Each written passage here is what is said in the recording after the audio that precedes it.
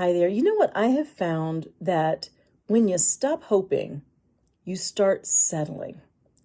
So if this is you, if there's any area in your life, whether it's money or relationships or your career or your health and fitness goals, if there's any area in your life where you're not actually admitting what your real goal is, out of fear, perhaps that you won't get it, or fear that you don't know how to get there, so it's easier to just not even set the goal.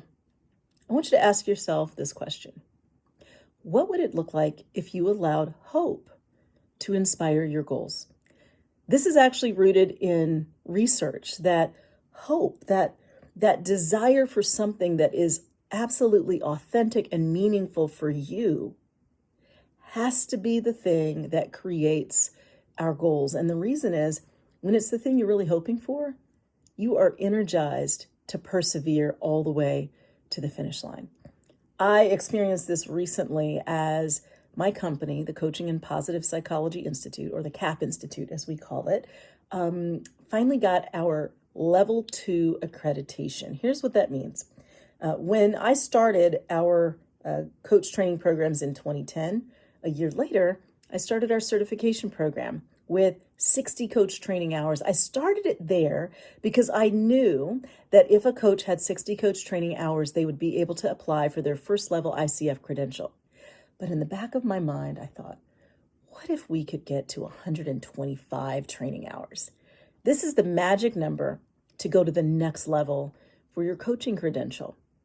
But I knew we just didn't have the capacity back then to do it, but I knew maybe one day.